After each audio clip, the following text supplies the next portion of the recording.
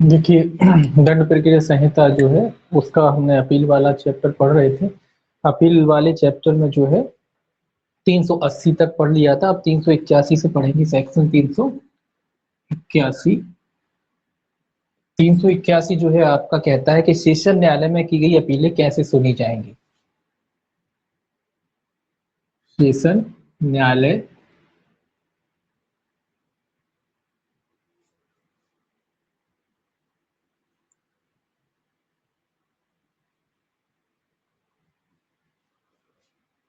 कैसे सुनी जाएंगी।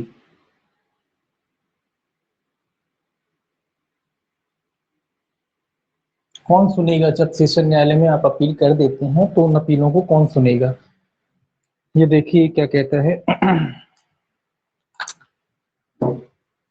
इसमें पहला क्लॉज कहता है उपधारा 2 के उपबंधों के अधीन रहते हुए सेशन न्यायालय में या सेशन न्यायाधीश को की गई अपील सेशन न्यायाधीश या अपर सेशन न्यायाधीश द्वारा सुनी जाएगी। तो सिंपल सी बात है कि जब आप सेशन न्यायालय में या सेशन न्यायाधीश के समक्ष अपील करते हैं तो कौन सुनेगा। सेशन न्यायाधीश सुन सकता है उसको। सेशन न्यायाधीश या फिर अपर सेशन न्यायाधीश सुन सकता है। अपर सेशन न्यायाधीश।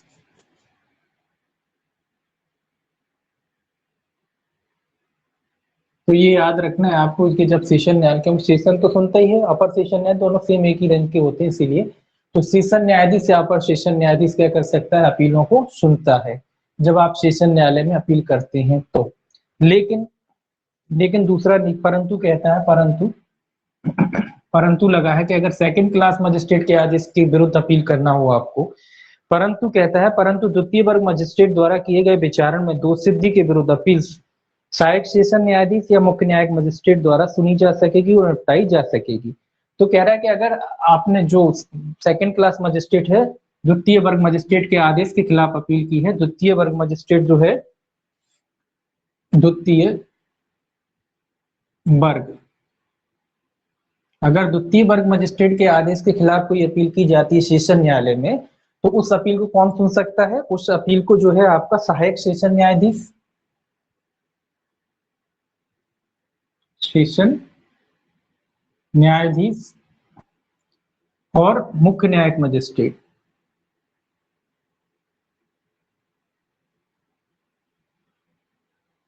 मजिस्ट्रेट तो ये अगर सेकंड क्लास मजिस्ट्रेट की बात है, तब सेकंड क्लास मजिस्ट्रेट की बात है तो सहायक सेशन न्यायाधीश द्वारा सुनी जा सकती है और मुख्य न्यायिक मजिस्ट्रेट द्वारा भी सुनी जा सकती है, अगर सेशन न्यायाधीश कहता है इनसे तो अगर सेशन न्यायालय में अपील की है, क्योंकि छोटा मजिस्ट्रेट है तो इसकी जो है सहायक सेशन न्यायाधीश भी सुन सकता है, और अगर वो सहायक सेशन न्यायाधीश नहीं है, वो कहता है कि सब सीजीएम से कि आप सुन लीजिए, तो मुख्य न्यायिक मजिस्ट्रेट द्वारा भी सुनी जा सकती है। हालांकि मुख्य न्यायिक मजिस्ट्रेट सुन रहा है, फिर भी कौन सी अपील मानी जाएगी, सेशन ही मानी जाएगी। तो सेशन न्यायालय में अगर अपील की है, सेशन न्यायाधीश को अपील की है और सेकंड क्लास मजिस्ट्रेट के आदेश के खिलाफ अगर अपील की है, तो सहायक सेशन न्यायाधीश और मुख्य न्यायिक मजिस्ट्रेट के द्वारा सुनी जा सकती है। और नॉर्मल जो अन्य मामले हैं वहां पे सेशन न्यायाधीश स्वयं सुनता है या फिर अपर सेशन न्यायाधीश सुनता है। ठीक है, देखिए ये दोनों एक रैंक के होते हैं, ये छोटा होता है, सहायक लगा है, ये छोटा होता है, सहायक सेशन न्यायाधीश जरूर लगा है लेकिन ये छोटा होता है इनसे दोनों से।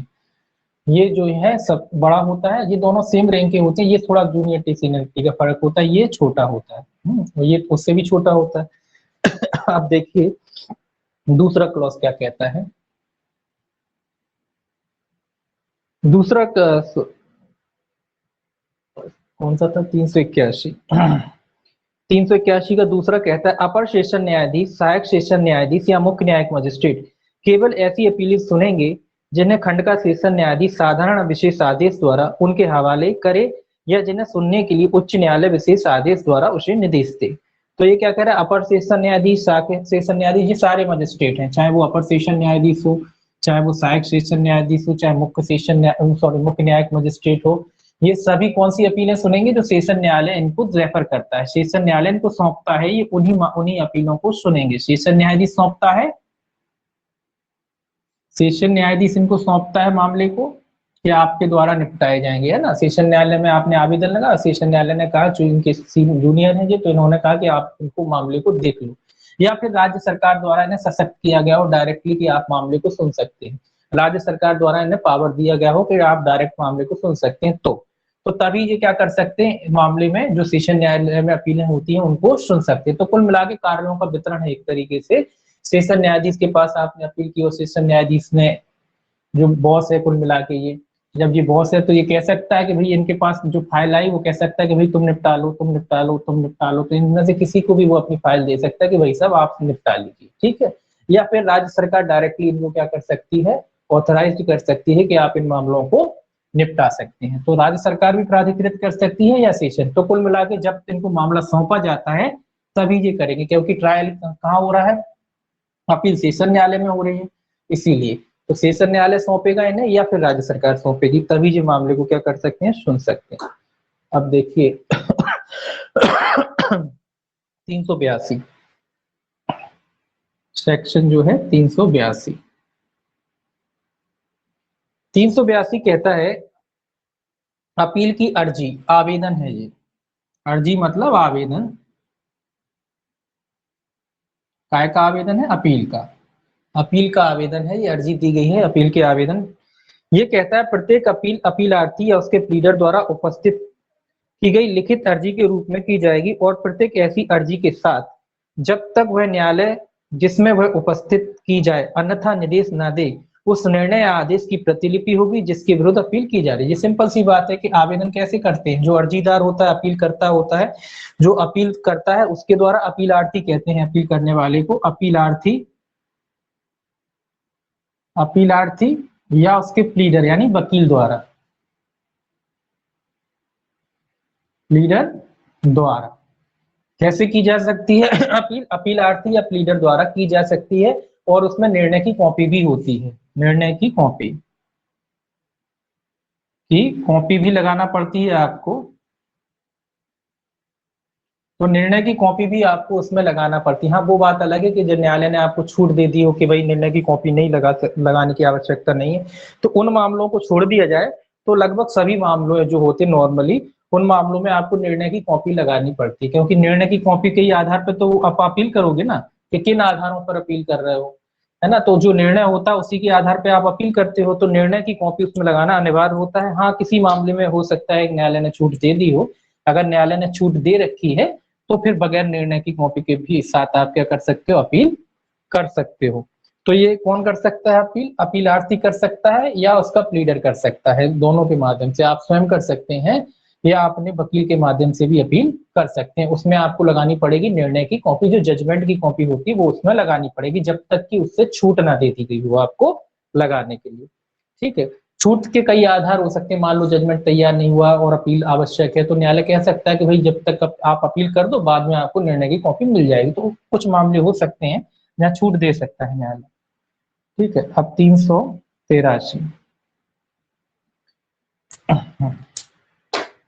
383 कहता है जब अपीलार्थी जेल में है तब प्रक्रिया। अब ये कह रहा है कि भाई अपीलार्थी जेल में है तब कौन सी प्रक्रिया का पालन किया जाएगा, अगर अपीलार्थी जेल में है अभी और वो अपील करना चाहता है, अपीलार्थी जेल में है,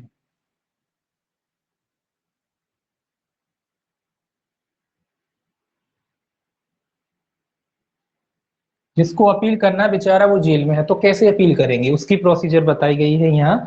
ये कहता है यदि अपीलार्थी जेल में है तो वह अपनी अपील की अर्जी और उसके साथ वाली प्रतिलिपियों को जेल के भारदायक अधिकारी को दे सकता है, जो जब ऐसी अर्जी और प्रतिलिपियां समुचित अपील न्यायालय को भेजेगा। सिंपल सी बात है, इसमें एक ही बात है कि जब कोई व्यक्ति जेल में होता है तो जेल का भारसाधक अधिकारी, जिसको अपन जेलर कहते हैं, तो जेल का भारसाधक अधिकारी, जेल के भारसाधक अधिकारी कारी के माध्यम से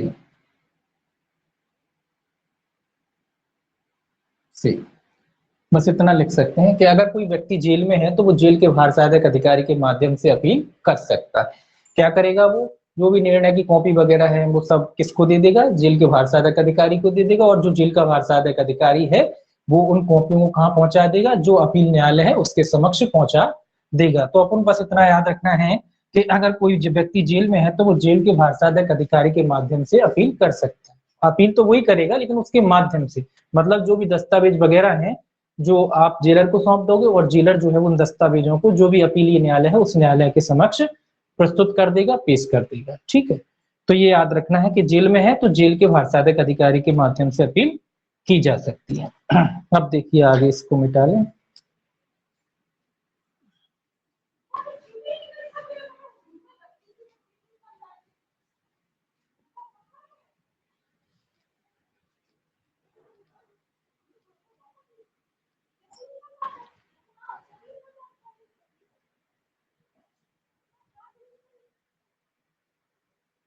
जेल के बाद आता है 384, अपील का संक्षिप्त खारिज किया जाना। सेक्शन 300 है आपका 84। ये सेक्शन भी पूछा जाता है कि अपील खारिज किया जाना, अपील का संक्षिप्त खारिज किया जाना।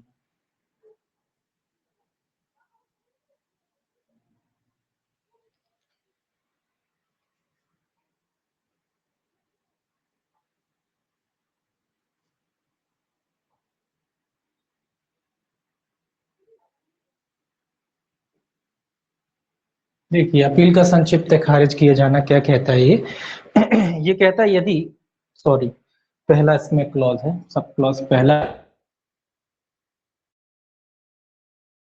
382 और 383 के अधीन प्राप्त अपील की अर्जी और निर्णय की प्रतिलिपि की परीक्षा करने पर अपील न्यायालय का यह विचार है कि हस्तक्षेप करने का कोई पर्याप्त आधार नहीं है तो वह अपील को संक्षिप्त खारिज कर सकेगा। सिंपल सी बात कह रहा है कि जब आपने आवेदन किया है उपरोक्त धाराओं के अधीन, ऊपर जो धारा दी गई है 382 और 383 के तहत अगर आपने आवेदन किया है और जो अपील न्यायालय है उसको ये जब वो मामले की जांच करता है और जांच के बाद उसको ऐसा लगता है कि जो आपने आवेदन किया है उसके कोई पर्याप्त आधार नहीं है हस्तक्षेप करने के पर्याप्त आधार नहीं है, पर्याप्त आधार नहीं है।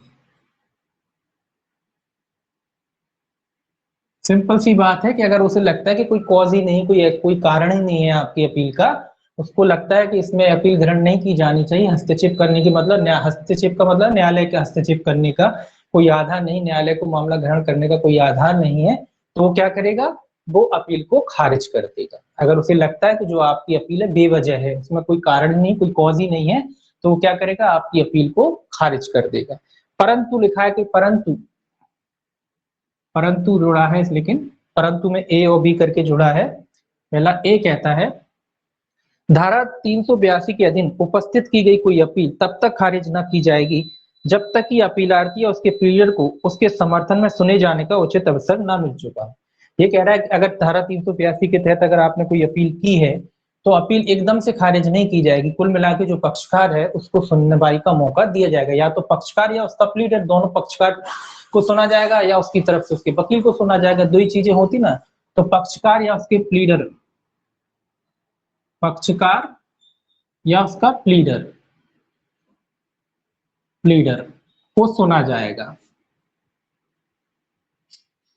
मतलब जब भी न्यायालय खारिज करे या कुछ भी करे तो कुल मिला के ये कह रहा है अगर 382 के तहत आवेदन किया गया, सेक्शन 382 के तहत 382 के तहत अगर आवेदन किया गया है तो पक्षकार और उसके प्लीडर यानी वकील को सुना जाएगा। पहले मतलब उनका पक्ष रखा जाएगा, जो भी अपील करता है अपीलार्थी है और उसका वकील है, तो उनको अपनी बात रखने का मौका दिया जाएगा। ठीक है, दूसरा देखिए बी क्या कहता है। बी कहता है धारा 383 के अधीन कोई अपील उसके समर्थन में अपीलार्थी को सुनवाई का उचित अवसर दिए बिना खारिज नहीं की जाएगी जब तक अपील न्यायालय का यह विचार ना हो कि अपील तुच्छ है या न्यायालय के समक्ष अभियुक्त को अभिरक्षा में पेश करने के मामले की परिस्थितियों के अनुपात में कहीं अधिक असुविधा होगी।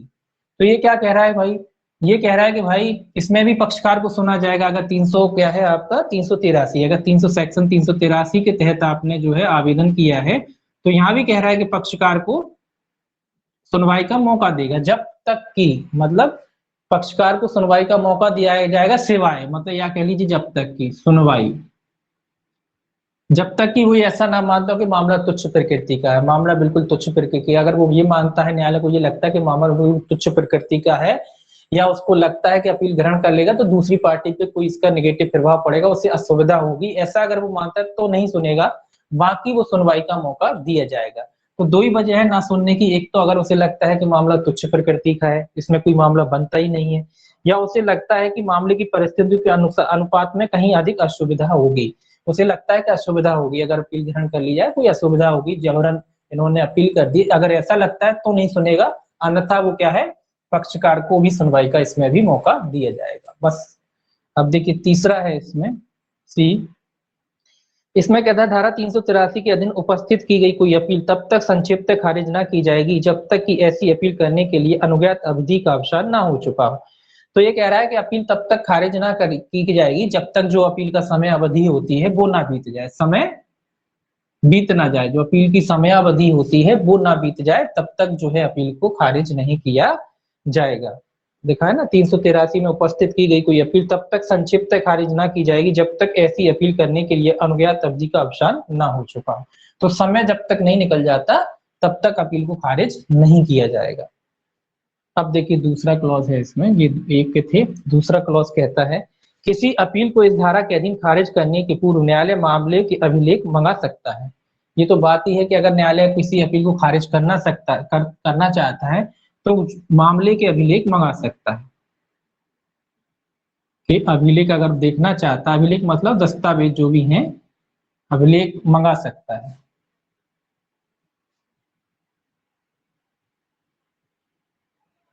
कहां से मंगाएगा, जो भी निचला न्यायालय है, अभिलेख तो निचले न्यायालय पर ही होंगे ना, जो भी दस्तावेज वगैरह है, अगर उसको लगता है कि अपील खारिज करने से पहले के जो भी दस्तावेज है उनका निरीक्षण कर लिया जाए, तो वो निरीक्षण के लिए जो है निचले न्यायालय से उन दस्तावेजों को मंगा सकता है और उनका निरीक्षण कर सकता है। अगला कहता है चौथा, दूसरा तीसरा तीसरा कहता है जहां इस धारा के अधीन अपील खारिज करने वाला अपील न्यायालय, सेशन न्यायालय या मुख्य न्यायिक मजिस्ट्रेट का न्यायालय है, वहां वह ऐसा करने के अपने कारण अभिलिखित करेगा। तो ये क्या कह रहा है, जहां इस अगर अपील कोई खारिज करता है कोई न्यायालय, इसमें लिखा अपील खारिज करने वाला अपील न्यायालय, सेशन न्यायालय या मुख्य न्यायिक मजिस्ट्रेट का न्यायालय है, वहां वह ऐसा करने के कारण अभिलिखित करेगा। तो अगर सेशन न्यायालय द्वारा अपील खारिज की जाती है, सेशन या मुख्य न्यायिक मजिस्ट्रेट, मुख्य न्यायिक मजिस्ट्रेट, अगर मुख्य न्यायिक मजिस्ट्रेट है या सेशन न्यायालय है तो कुल मिला के कारण लेखबद्ध करेगा, कारण लेखबद्ध करेगा।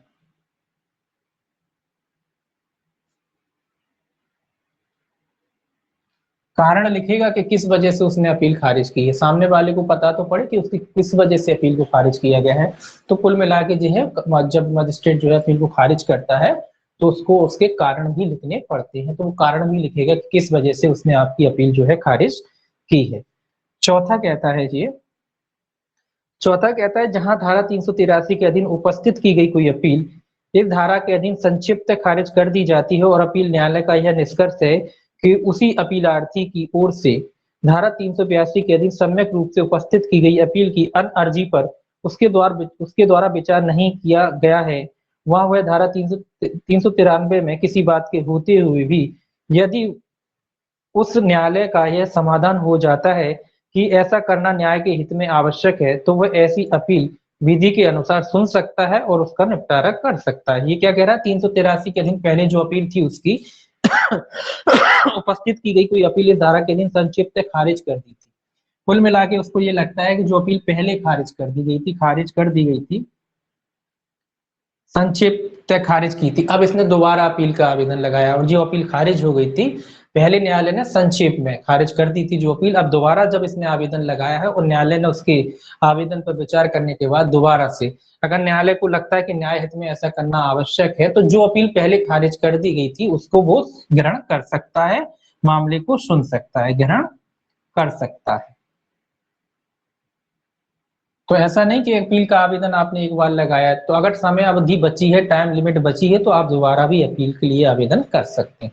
ऐसा नहीं होता कि एक बार अपील हो गई तो फिर आप दोबारा नहीं कर सकते, बिल्कुल कर सकते हो, लेकिन अगर समय अवधि होना चाहिए, जो लिमिट होती है अपील की वो अवधि अगर बची है, मान लो 30 दिन अवधि है और आपकी खारिज करी 15 दिन बचे हैं अभी, तो दोबारा से आप आवेदन लगा सकते हो, है ना। ऐसे में वो कह रहा है कि अगर संक्षिप्त खारिज कर दिया तो उसने दोबारा नए अब दोबारा लगाया आपने आवेदन, अब दोबारा आपने जो भी ड्राफ्टिंग की उसमें अच्छे तरीके से उसको बताया और भी तथ्य जोड़े के ये गलत किया न्यायालय ने, आपने संक्षिप्त खारिज कर दी, उसमें कारण वगैरह जो न्यायालय ने बताए कारण रखा ना न्यायालय, तो उन कारणों को आपने समाधान कर दिया न्यायालय का कि ये गलत है इस तरीके से, और फिर जब दोबारा आपने अपील जो पेश की तो उस अपील को न्यायालय क्या कर सकता है, ग्रहण कर सकता है। लेकिन शर्त वही रहती है कि समय अवधि होना चाहिए, है ना। अगर समय अवधि बची है तो जो अपील संक्षिप्त न्यायालय ने पहले खारिज कर दी थी, वो आपकी अपील को न्यायालय क्या कर सकता है, दोबारा किसी भी बात की होती हुई अगर उसको लगता है कि न्याय हित में ऐसा करना आवश्यक है, तो वो अपील को क्या कर सकता है, ग्रहण कर सकता है।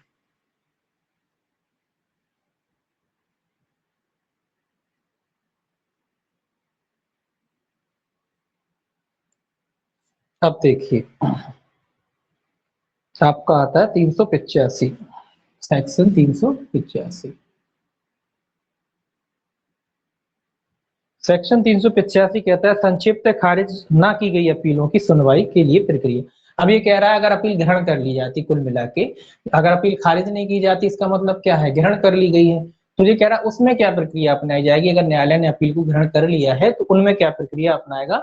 इसमें ये पहला कहता है, यदि अपील न्यायालय अपील को संक्षिप्त खारिज नहीं करता है, तो वह उस समय और स्थान की जब और जहां ऐसी अपील सुनी जाएगी सूचना, तो ये कह रहा है जहां अपील सुनी जाएगी, सबसे पहले तो जब अपील ग्रहण करता है तो सबसे पहले तो सूचना दी जाती है, किसको दी जाएगी, जो भी पार्टी है, दूसरी पार्टी भी होगी उसको भी सूचना दी जाएगी उसके बारे में है।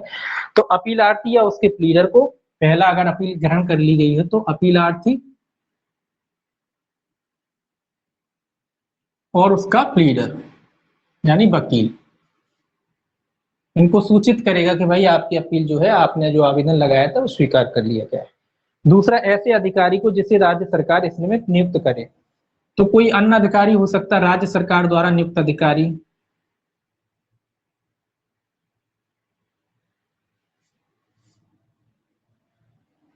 नियुक्त अधिकारी जो भी राज्य सरकार ने नियुक्त कर रखा हो, ऐसा कोई ऑफिसर हो सकता है। यदि परिवाद पर संस्थित मामले में दोष सिद्धि के निर्णय के विरुद्ध अपील की गई है, तो परिवादी, कुल मिला के परिवाद वाले मामले हैं तो परिवाद वाले मामले हैं, उस मामलों में परिवादी को भी सूचना दी जाएगी। परिवाद मतलब कंप्लेन, परिवाद पर अगर कोई मामला है और उसकी अपील की गई है, तो जो भी कंप्लेन करता है या जिसको परिवादी कहते हैं, तो उस परिवादी को भी क्या दी जाएगी, सूचना दी जाएगी। अगला कहता है, यदि अपील धारा 377 या 378 के अधीन की गई है, तो अभियुक्त को दिलवाएगा, और ऐसे अधिकारी परिवादी अभियुक्त को अपील के आधारों की प्रतिलिपि भी देगा। ये कह रहा है अगर 377-78 के अधीन अगर कोई अपील की गई है, तो अभियुक्त को सूचना कुल मिला के कराई जाएगी। अभियुक्त को कैसे कराई जाएगी, वही अधिकारी वगैरह जो भी होते हैं उनके माध्यम से कराई जाएगी, साथ में इनको प्रतिलिपि भी दी जाएगी अपील की। कहा, अभियुक्त को आधारों की प्रतिलिपि भी देगा। तो इन लोगों को क्या है, कुल मिला के सूचना दी जाएगी, या अपीलार्थी को दी जाएगी, अपीलार्थी को भी सूचना दी जाएगी, और प्लीडर को दी जाएगी, राज्य सरकार द्वारा नियुक्त कोई अधिकारी वगैरह है उसको दी जाएगी, अगर परिवाद पे है तो परिवादियों को दी जाएगी, अगर अभियुक्त के द्वारा है तो अभियुक्त को भी सूचना दी जाएगी, साथ में उसकी प्रतिलिपि भी जो है उपलब्ध करा दी जाएगी। ठीक है, तो कुल मिला के सूचना है ये सब सूचना। जब अपील ग्रहण करता है तो क्या करता है न्यायालय, सबसे पहले सूचना देता है। तो जो भी उपयुक्त व्यक्ति होते हैं, उन जो रिलेटेड होते हैं, जो घटना मामले से जुड़े होते हैं, उन सभी को सूचना उपलब्ध कराई जाती है। दूसरा कह रहा है उसमें, यदि अपील न्यायालय में मामले का अभिलेख पहले से ही उपलब्ध नहीं है, तो वह न्यायालय ऐसे अभिलेख मंगाएगा और पक्षकारों को सुनेगा। सिंपल सी बात है कि अगर अभिलेख पहले से ही नहीं मौजूद है, अगर पहले से मौजूद है तो कोई जरूरत ही नहीं है। अगर अभिलेख मतलब जो भी डॉक्यूमेंट है, दस्तावेज है, तो अभिलेख को अगर पहले से मौजूद नहीं है तो अभिलेख क्या करना पड़ेगा, मंगाएगा। बगैर अभिलेख के कैसे सुनेगा अपील, कैसे पता पड़ेगा कि क्या मैटर था नीचे के न्यायालय में, है ना, क्योंकि निचले न्यायालय के खिलाफ ही तो आप गए हो। तो जब उसे मैटर ही नहीं पता होगा तो कैसे निपटाएगा। अगर उसके पास पहले से दस्तावेज मौजूद है, पहुंच गया है किसी भी वजह से, तो कोई दिक्कत नहीं है। अगर दस्तावेज नहीं है तो निचले न्यायालय से वो जो है फाइल कह लीजिए, फाइल को क्या करेगा, अपने पास मंगाएगा। आगे कहता है, परंतु यदि अपील केवल दंड के परिणाम या उसकी वैधता के बारे में है, तो न्यायालय अभिलेख मंगाए बिना ही अपील का निपटारा कर सकता है। तो ये कह रहा है कि अगर अपील दंड के परिणाम के ही बारे में है, दंड के परिणाम दंड के परिणाम, तो फिर अपील मंगाने की आवश्यकता नहीं है। दंड का परिणाम मतलब किसी को ज्यादा सजा हो गई, किसी ने अपील किया कि जो न्यायालय ने सजा दी है हमें ज्यादा सजा दी है, इस मैटर पे अपील है, केवल इतना निराकरण, सजा पे उसको कोई ऑब्जेक्शन नहीं है, उसने ये कहा है कि जो सजा हुई है वो अत्यधिक न्यायालय ने दी, उसको थोड़ी रहमत मतलब उस पर रहम करना चाहिए था और उसको कम सजा होनी चाहिए थी। तो अगर इस तरीके का कोई मैटर है तो केवल जिस पे सजा का डिस्ट्रीब्यूट है कि भाई सजा जो है ज्यादा दी, कम देना चाहिए थी, तो ऐसे मैटरों में फिर उसे अभिलेख मंगाने की आवश्यकता नहीं। तीसरा कहता है जहां दोष सिद्धि के विरुद्ध अपील का आधार केवल दंडादेश की अभिकथित कठोरता है, वहां अपीलार्थी न्यायालय की इजाजत के बिना अन्य किसी आधार के समर्थन में ना तो कहेगा और ना उसके समर्थन में ही सुना जाएगा। ये कह रहा है दंड की कोई अभी यही वाली बात है कि कठोरता के बारे में है, मतलब उसका ऑब्जेक्शन बस इतना है कि जो न्यायालय ने उसे सजा दी है वो ज्यादा दी है, उसको कम देना चाहिए। तो ऐसे मैटर में ये कह रहा है कि न्यायालय जो भी अभियुक्त है, जो इस बात कर रहा है कि जो दंड दिया है अत्यधिक दिया गया है, कम देना चाहिए था, तो न्यायालय उसको किसी और मुद्दे को वो उठा नहीं सकता। ये कह रहा है इसमें कि वो किसी अन्य मुद्दे को नहीं उठा सकता, कोई अन्य बात नहीं कह सकता, कोई अन्य बात अगर वो रखना चाहता है तो वो नहीं कह सकता, और अगर कहता भी है तो न्यायालय उसकी बात को नहीं सुनेगा। ठीक है, अगर वो कोई अन्य बात, क्योंकि केवल कठोरता की बात हो रही है,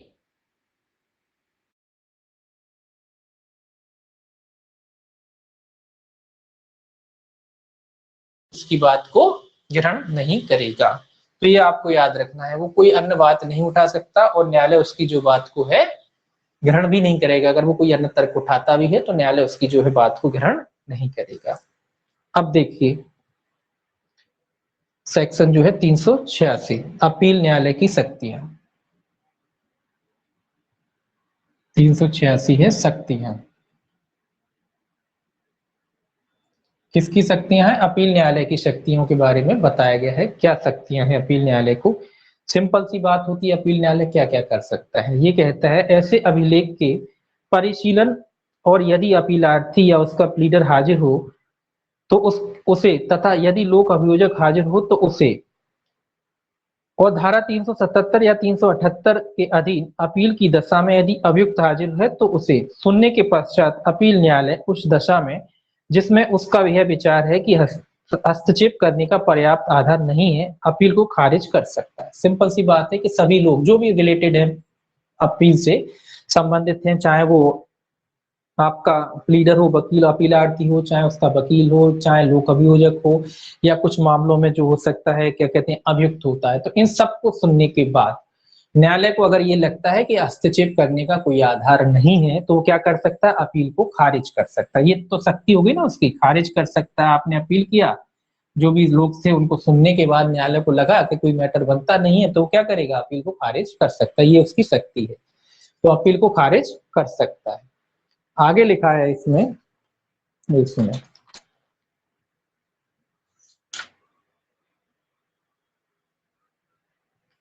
एक मिनट, 300 कौन सा था? 386 था, 85 86 कहाँ गया? हाँ।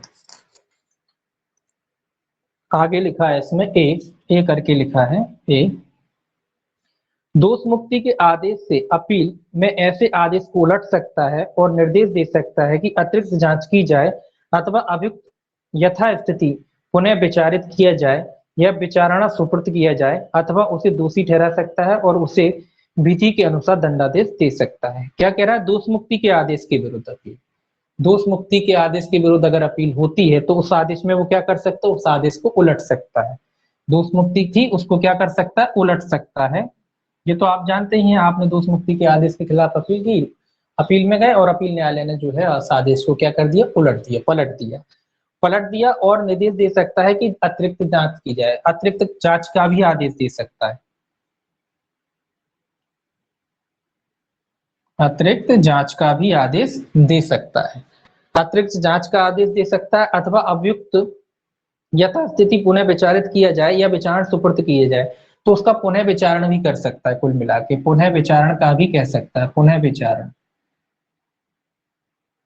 तो पुनः विचारण के लिए भी कह सकता है, या फिर उसे विचारण सुपुर्द किया जाए, अथवा उसे दोषी ठहरा सकता है और उसे विधि के अनुसार कोई भी दंडादेश दे सकता है। दोषी भी ठहरा सकता है और कोई अन्य जो भी दंडादेश विधि के अनुसार वो ठीक समझता है वो दंडादेश दे सकता है। मतलब यहाँ इसका मतलब क्या है कि आपकी दोष मुक्ति की अपील थी, दोष मुक्त, आपको दोष मुक्त नीचे के न्यायालय ने दोष मुक्त कर दिया था, बरी कर दिया था, है ना, बरी कर दिया, और उसके खिलाफ जो है लोक अभियोजक कौन करेगा अपील, लोक अभियोजक करेगा। उन्होंने अपील आपके खिलाफ कर दी और अपील न्यायालय में जो है मैटर गया, तो अपील न्यायालय ने क्या कर सकता है, जो दोष मुक्ति का आदेश था आपको उसको उलट सकता है, मतलब दोष मुक्ति को दोष सिद्धि में बदल सकता है। इसके अलावा अगर उसे लगता है कि नहीं अभी उन्होंने जो जांच इसकी और जांच की जानी चाहिए, अतिरिक्त जांच की जानी चाहिए, तो अतिरिक्त जांच करने के लिए भी कह सकता है। जांच या तो खुद कर सकता है या निचले न्यायालय से भी करा सकता है, दोनों ही बातें।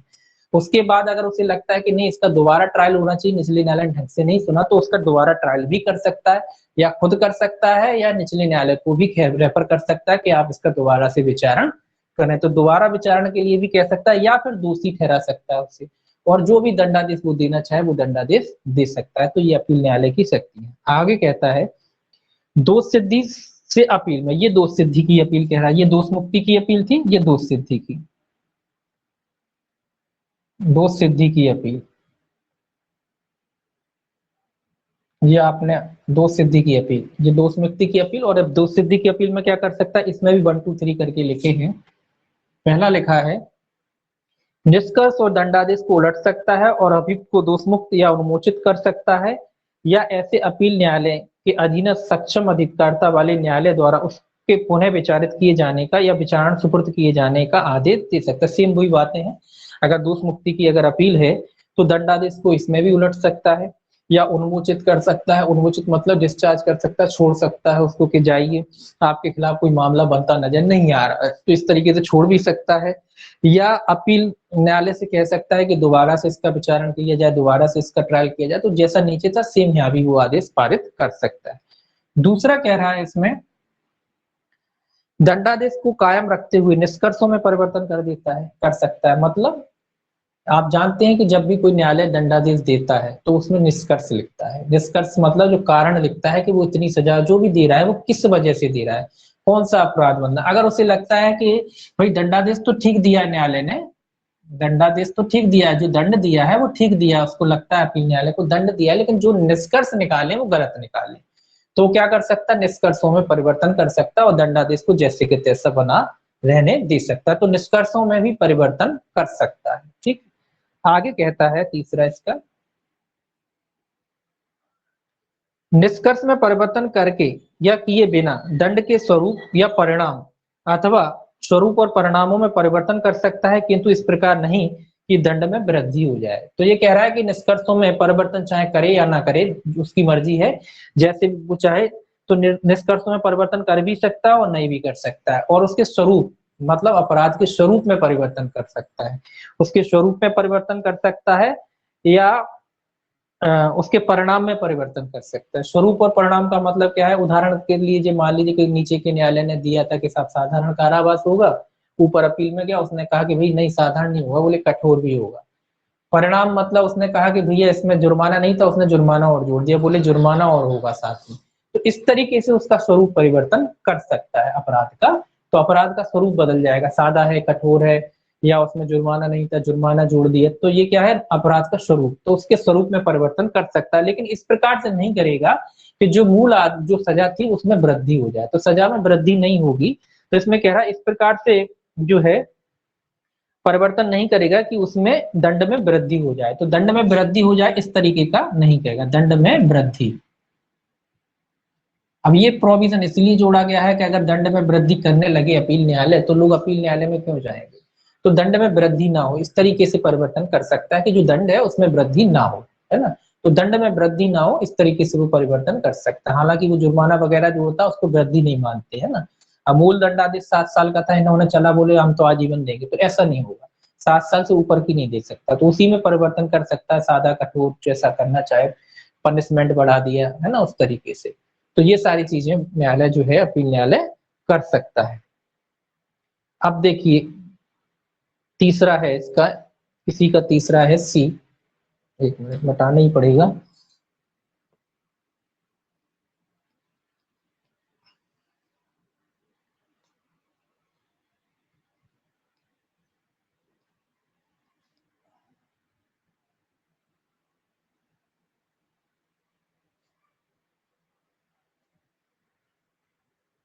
कहाँ है सी?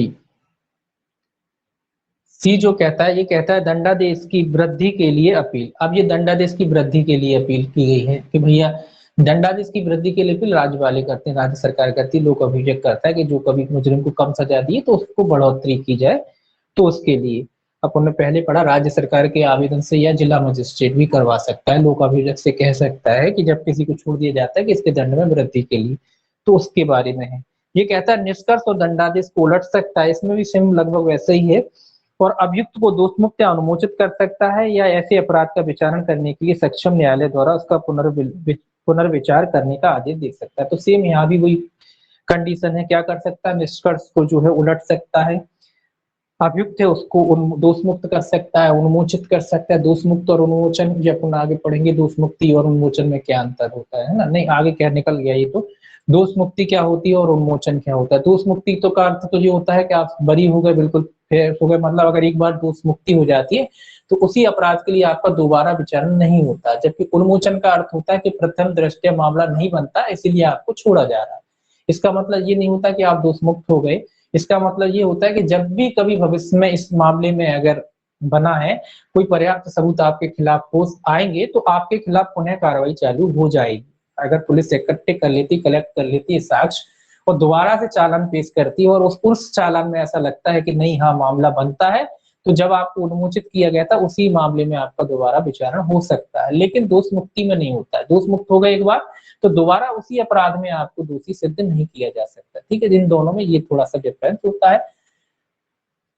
और जो दोष मुक्ति, वो क्या कहते हैं, दोष मुक्ति होती है वो निर्णय के बाद होती है, जब फाइनल डिसीजन हो जाता है उस बाद होती है। और जो उन्मोचन होता है वो प्रथम चरण में हो जाता है, पहली ही अवस्था में हो जाता है कि जब देखा, डॉक्यूमेंट वगैरह चेक किए, दस्तावेज वगैरह चेक किए और लगा कि आप पर कोई अपराध नहीं बन रहा है तो छोड़ दिया। जबकि दोष मुक्ति कब होती है, पूरा जजमेंट हो जाता है उसके बाद दोष मुक्ति या दोष सिद्धि होती है। ठीक, ये दोनों में अंतर है।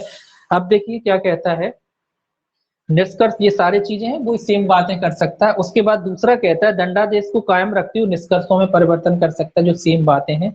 आगे लिखा है निष्कर्ष में परिवर्तन करके या किए बिना दंड के स्वरूप या परिणाम में अथवा स्वरूप और परिणाम में परिवर्तन कर सकता है, जिससे उसमें वृद्धि या कमी की जाए। तो दोनों कर सकता है, जो सेम ऊपर की बातें हैं उसमें परिणाम में वृद्धि या संशोधन वगैरह जो भी करना चाहे वो सब कर सकता है। अगला है इसका पॉइंट, किसी अन्य आदेश से अपील में ऐसे आदेश को परिवर्तित कर सकता है या उलट सकता है। मतलब कोई अन्य आदेश से अगर अपील की गई है तो क्या कर सकता है, आदेश में परिवर्तन भी कर सकता है और उस आदेश को उलट भी सकता है।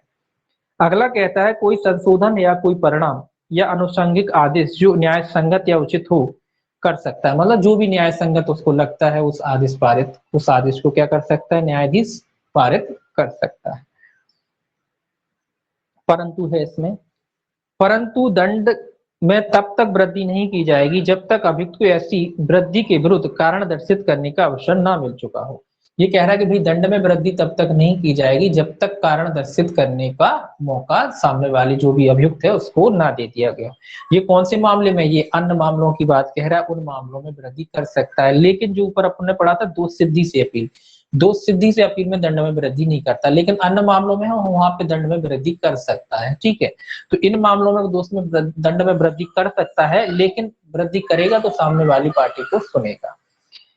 परंतु यह और कि अपील न्यायालय उस अपराध के लिए जिसे उसकी राय में अभियुक्त ने किया है उसके उससे अधिक दंड नहीं देगा जो अपीलीय आदेश या दंडादेश पारित करने वाले न्यायालय द्वारा ऐसे अपराध के लिए दिया जा सकता है। तो ये कह रहा है कि भाई एक लिमिट तय कर दी कि भाई दंड अधिक तो दे सकता है, लेकिन जो निचला जो न्यायालय था जो अधिकतम उसमें सजा कारावास हो सकती थी उससे अधिक दंड में वृद्धि नहीं की जाएगी।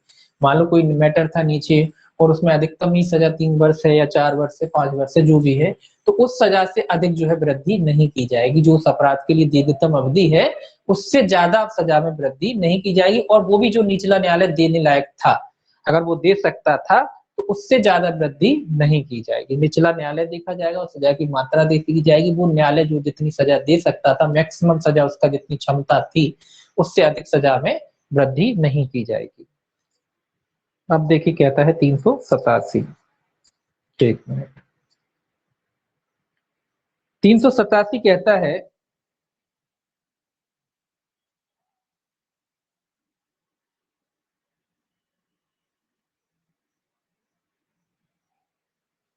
387 कहता है अधीनस्थ अपील न्यायालय के निर्णय, ये अधीनस्थ अपील न्यायालय के निर्णय है। नीचे जो अपील न्यायालय होते हैं अधीनस्थ अपील न्यायालय, ये तो सेशन में पढ़ लिया। अब इसके नीचे भी न्यायालय होते हैं, उनमें भी अपील होते हैं, उनके बारे में बात कर रहा है। सेम लगभग उसी तरीके का है।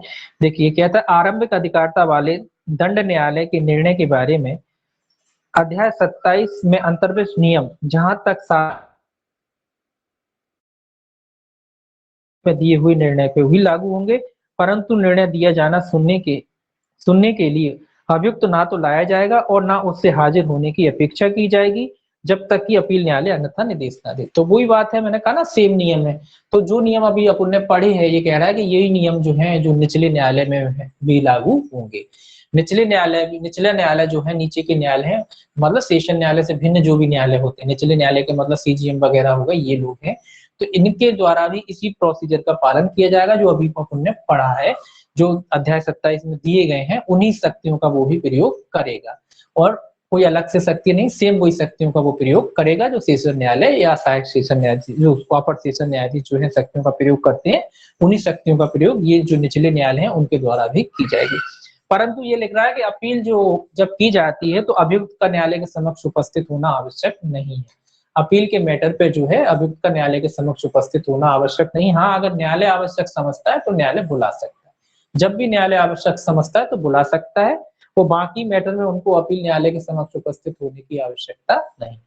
अपील न्यायालय के समक्ष उपस्थित होने के लिए आवश्यकता इसीलिए नहीं होती कि अपील में जब मैटर जाता है तो कोई अपील न्यायालय कोई नया पर्सन का तो निर्धारण कर नहीं रहा होता है ना, कोई नया मैटर तो होता नहीं, वही पुराना मैटर होता है, बस उसको देख रहा होता है, निरीक्षण करता है कि भाई निचले न्यायालय ने जो आदेश दिया है कहीं उसमें कोई त्रुटि तो नहीं है, तो वो उसकी त्रुटि देखता है। वो ये नहीं देखता है कि भाई कोई चीज हाँ या कोई नया फैक्ट आ जाता है तो वो जोड़ सकता है, अगर उसको लगता है नया फैक्ट आ गया है, कोई नई बात आ गई है तो वो बुला सकता है उनको कि इस टाइप की बात है, तो वो अलग बात है। बाकी जो वो क्या होता है केवल जजमेंट को चेक करता है कि जो निचले न्यायालय ने जजमेंट दिया है उसमें कोई गलती तो नहीं कर दी, कोई भूल तो नहीं कर दी, इसीलिए जो है अभियुक्त को बुलाने की आवश्यकता नहीं होती जो भी मैटर है, इसीलिए। अब देखिए 388 क्या कहता है, सेक्शन 388 सेक्शन जो 388 है ये कहता है अपील में उच्च न्यायालय के आदेश का परिणाम प्रमाणित करके निचले न्यायालयों को भेजा जाना। ये कह रहा है अपील में उच्च न्यायालय के आदेश का प्रमाणित करके निचले न्यायालय को भेजा जाना। उच्च न्यायालय का मतलब यहाँ हाई कोर्ट से नहीं, उच्च न्यायालय से मतलब वरिष्ठ न्यायालय की बात कह रहा है कि वरिष्ठ न्यायालय ने जब आपकी अपील जो है उसने अपील में जो भी जजमेंट दिया उसको कैसे अब कैसे करेगा, वो क्या खुद पालन करेगा, पालन तो निचले न्यायालय कराता है, तो उसको प्रमाणित करके जो है वो अपील जो सुनी है उसको प्रमाणित करके क्या करता है निचले न्यायालय में भेज देता है, फिर निचला न्यायालय जो उसका पालन कराता है। तो उसी के बारे में ये कहता है जब कभी अपील में कोई मामला उच्च न्यायालय द्वारा इस अध्याय के अधीन विनिश्चय किया जाता है तब वह अपना निर्णय या आदेश प्रमाणित करके उस न्यायालय को भेजेगा जिसके द्वारा वह निष्कर्ष दंडादेश या आदेश जिसके विरुद्ध अपील की गई थी अभिलिखित किया गया था या पारित किया गया था। और यदि ऐसा न्यायालय मुख्य न्यायिक मजिस्ट्रेट से भिन्न न्यायिक मजिस्ट्रेट का है तो उच्च न्यायालय का निर्णय या आदेश मुख्य न्यायिक मजिस्ट्रेट की मार्फत भेजा जाएगा, और यदि ऐसा न्यायालय कार्यपालक मजिस्ट्रेट का है तो उच्च न्यायालय का निर्णय या आदेश जिला मजिस्ट्रेट की मार्फत भेजा जाएगा। सिंपल सी बात कह रहा है, उच्च न्यायालय का मतलब है वरिष्ठ न्यायालय जो भी है, जो आपने अपील करी थी वरिष्ठ न्यायालय में या उच्च न्यायालय में, उस न्यायालय ने क्या किया, जो भी डिसीजन दिया हो, जो डिसीजन देने के बाद वो क्या करेगा उसे प्रमाणित करके मतलब हस्ताक्षर करके सील सिक्के लगा के जो है निचले न्यायालय को भेज देगा।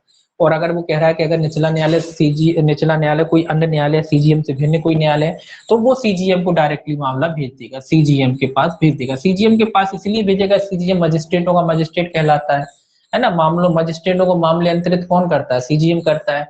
तो डायरेक्टली वो सीजीएम के पास भेज देगा और सीजीएम उस न्यायालय के पास भेज देगा जिस न्यायालय के निर्णय के खिलाफ जो हुआ था अपील की गई थी, है ना। तो इसीलिए सीजीएम को वो डायरेक्ट भेजेगा, अगर सीजीएम का है तो सीजीएम को भेजेगी। और अगर इससे भिन्न न्यायालय, बहुत सारे न्यायालय होते हैं, कई न्यायालय होते हैं, है ना, कई एक ही कोर्ट में कई न्यायालय होते हैं, तो वो कह रहा है कई न्यायालय हैं तो वो डायरेक्ट कौन को भेजता फिरेगा, वो डायरेक्ट सीजीएम को भेज देगा और सीजीएम जो भी न्यायालय का आदेश के खिलाफ अपील थी उस न्यायालय को रेफर कर देगा, भेज देगा। इसीलिए वो डायरेक्ट कहाँ भेज देगा, सीजीएम के पास। और मान लीजिए अगर वो राजस्व न्यायालय वाली बात है, अगर वो कोई राजस्व न्यायालय के आदेश के खिलाफ कोई अपील वगैरह हुई थी उसके खिलाफ की बात है तो फिर किसे भेजेगा, वो जिला मजिस्ट्रेट को भेज देगा, डायरेक्ट जिला मजिस्ट्रेट। जिला मजिस्ट्रेट मतलब कलेक्टर को भेज देगा डायरेक्टली। राजस्व मंडल वाला कोई, सॉरी राजस्व वाला कोई मैटर है, कोई कार्यपालक मजिस्ट्रेट की बात कह रहे हैं ना, तो कार्यपालक मजिस्ट्रेट के निर्णय के खिलाफ कोई अपील वगैरह हुई थी, तो कार्यपालक मजिस्ट्रेट भी बहुत सारे होते हैं, तो अब वो किन उनको ढूंढेगा, वो डायरेक्टली जो है कलेक्टर के पास भेज देगा, वो कलेक्टर जिसका भी आदेश होगा उस मजिस्ट्रेट के पास ये भेज देगा। ठीक है, इस तरीके से मामले को भेज दिया जाएगा। दूसरा कहता है, सॉरी कहां पे था, लंबित 388। दूसरा कहता है जब तब वह न्यायालय जिससे उच्च न्यायालय अपना निर्णय आदेश प्रमाणित करके भेजे ऐसे आदेश करेगा जो उच्च न्यायालय के निर्णय आदेश के अनुरूप हो, और यदि आवश्यक हो तो अभिलेख में तदनुसार संशोधन कर दिया जाएगा। ये क्या कह रहा है, अब जो मजिस्ट्रेट के पास आदेश आ गया, जिस मजिस्ट्रेट ने अभी जो पहले आदेश दिया था, जिसके आदेश के खिलाफ अपील हुई थी, तो वो जो न्यायालय है वो क्या करेगा, सीधी सीधी बात है, जो अपील न्यायालय ने जो जजमेंट दिया, जो निर्णय दिया है, उसके अनुसार क्या करेगा, आदेश पारित करेगा। उसी के अनुसार तो आदेश करेगा, अपने हिसाब से थोड़ी ना करेगा। तो जैसा भी जजमेंट आया उसके हिसाब से वो आदेश पारित करेगा। अगर उसमें संशोधन की आवश्यकता तो उसमें संशोधन करेगा। काय में संशोधन, जो उसका निर्णय था पहले उसमें अपील का फैसला आ गया, उसके बाद उसके हिसाब से जो उसका जजमेंट था उसमें अगर संशोधन की आवश्यकता है तो उसमें वो संशोधन कर देगा। कैसे संशोधन करेगा, अपील में जो फैसला आया उसके हिसाब से। ठीक, अब देखिए सेक्शन है आपका 389, 389।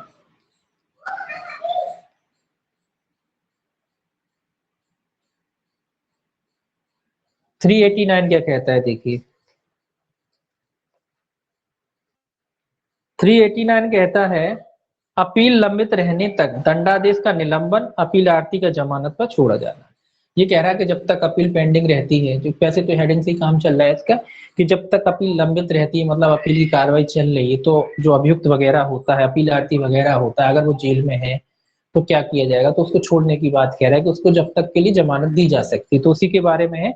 ये कह रहा है अपील न्यायालय ऐसे कारणों से जो उसके द्वारा अभिलिखित किए जाएंगे आदेश दे सकता है कि उस दंडादेश या आदेश का निष्पादन जिसके विरुद्ध अपील की गई है दोषित व्यक्ति द्वारा की गई अपील के लंबित रहने तक निलंबित किया जाए, और यदि वह व्यक्ति परिरोध में है तो यह भी आदेश दे सकता है कि उसे जमानत पर या उसके अपने बंद पद पर छोड़ दिया जाए। ये क्या कह रहा है, निलंबित किया जाए, मतलब ये कह रहा है कि भाई जब आपने किसी मामले में अपील कर दी है, अगर किसी मामले में किसी आप जो भी अभियुक्त वगैरह था उसने अपील कर दी गई है, और निचले न्यायालय ने तो सजा टिका दी थी, उसके खिलाफ वो गया है अपील में, तो अपील न्यायालय को ये आदेश भी दिया जाता है वो साथ साथ में, कि निचले न्यायालय अपना जो जजमेंट उसने दिया उसको रोक दे जब तक कि अपील में फैसला नहीं हो जाता है ना। तो अपील में जब तक फैसला नहीं हो जाता तो निचला न्यायालय क्या करेगा, अपने आदेश को रोक दे। इसके लिए भी क्या करना पड़ेगा, हाँ इसके लिए भी उसे क्या करना पड़ेगा, इसके लिए भी उसे आदेश जो है पारित करना पड़ता है। तो इसके लिए भी उसे क्या करना पड़ेगा, आदेश पारित करना पड़ेगा। निचले न्यायालय का जो जजमेंट है उसको रोकने के लिए उसे आदेश पारित करना पड़ेगा। ये आदेश पारित कर सकता है, साथ ही साथ वो ये भी दे सकता है कि जो भी व्यक्ति अभियुक्त वगैरह अगर जेल में है तो उसको जमानत पर छोड़ दिया जाए, जमानत पर। तो दोनों आदेश पारित कर सकता है अगर उसको लगता है, तो ये तो उसको करना ही पड़ेगा, क्योंकि उस नीचे का जो न्यायालय है उसके आदेश को तो रोकना पड़ेगा ना। जब अपील में फैसला जाता है तो सबसे पहले वो यही आदेश पारित करता है कि इस जो आपने इनके खिलाफ जो भी आदेश दिया है उसको रोक दिया जाए, क्योंकि अभी मामला जो है अपील में है। तो उसको पहले इस तरीके का आदेश निचले न्यायालय को भेजेगा, और जो अभियुक्त वगैरह अगर जेल में है तो उनको जमानत का राइट है, अगर उसको लगता है कि जमानत दी जानी चाहिए, ऐसा नहीं कि कंपलसरी है, अगर उसको लगता है कि जमानत दी जानी चाहिए तो ऐसा आदेश पारित कर सकता है कि इसको जमानत पर छोड़ दिया जाए। परंतु लिखा है, परंतु अपील न्यायालय ऐसे दोषित व्यक्ति को जो मृत्यु या आजीवन कारावास या 10 वर्ष से अन्यून अवधि के कारावास से दंडनीय किसी अपराध से दोषित किया गया है, जमानत पर या उसके अपने बंद पद पर छोड़ने के पूर्व लोक अभियोजक को छोड़ने के विरुद्ध लिखित कारण दर्शाने का अवसर देगा। ये कह रहा है कुल मिला के गंभीर किस्म के अगर अपराध हैं जिसमें मृत्यु दंड, आजीवन कारावास या 10 वर्ष, कुल मिला के 10 वर्ष से अधिक की अगर सजा होती है, और ऐसे मैटर में अगर जमानत देने को तैयार है न्यायालय, तो ये कह रहा है ऐसे मैटर में जो है लोक अभियोजक को इसकी सूचना दी जाएगी। किसको दी जाएगी, लोक अभियोजक, लोक अभियोजक। लोक अभियोजक को सूचना क्यों दी जाएगी, क्योंकि 10 वर्ष से अधिक के मैटर है, गंभीर मैटर है। अब इसमें लोक अभियोजक को इसलिए सूचना दी जाएगी ताकि लोक अभियोजक उस मामले में विरोध कर सके। लोक अभियोजक का काम क्या होता है? विरोध करना। तो वो जाके विरोध करेगा उसकी अपील का और कारण बताएगा कि भाई क्यों नहीं अपील स्वीकार करना चाहिए। तो इस वजह से लोक अभियोजक को सूचना देना यहाँ मैंडेटरी बना दिया है, अनिवार्य बना दिया है। अगर ऐसा गंभीर किस्म का मैटर है और न्यायालय अगर जमानत स्वीकार करता है तो सबसे पहले लोक अभियोजक को सुनेगा, उसको सूचना देगा, फिर उस लोक अभियोजक को सुनेगा। लोक अभियोजक स्वाभाविक सी बात है उसका विरोध करेगा और उपयुक्त कारण वगैरह जो भी बताना चाहे वो बता सकता है। ठीक है, तो ये भी याद रखेंगे। अगला है इसमें परंतु एक और, परंतु यह और कि ऐसे मामले में जहां किसी दोषसिद्ध व्यक्ति को जमानत पर छोड़ा जाता है वहां लोक अभियोजक जमानत रद्द किए जाने के लिए आवेदन फाइल करेगा। ये तो आप जानते हैं, मैंने कहा ना विरोध करेगा, तो वो वही विरोध करेगा, वो फाइल करेगा आवेदन कि इसकी जमानत जो है निरस्त कर दी जाए। लोक अभियोजक का काम क्या होता है कि जमानत निरस्त करी जाए, जो अभियुक्त है उसको जमानत नहीं दी जाए। फिर वो अपने तर्क रखेगा, जो भी वो उचित समझता है, जो भी वो ठीक समझता है, वो तर्क वो जो है न्यायालय के सामने लाएगा कि क्यों इसको जमानत नहीं देनी चाहिए, है ना। वही तर्क होते हैं उनके कि सही जो गवाहों को डराएंगे, धमकाएंगे, जो अपराधी हैं, बहुत सारे तर्क होते हैं, है ना, जो अपने बल का प्रयोग करेंगे, ये सारे तर्क होते हैं। तो ये सारे तर्क जो है न्यायालय के समक्ष जो है रखेंगे। दूसरा कहता है इसी में, देखिए दूसरा क्या कहता है,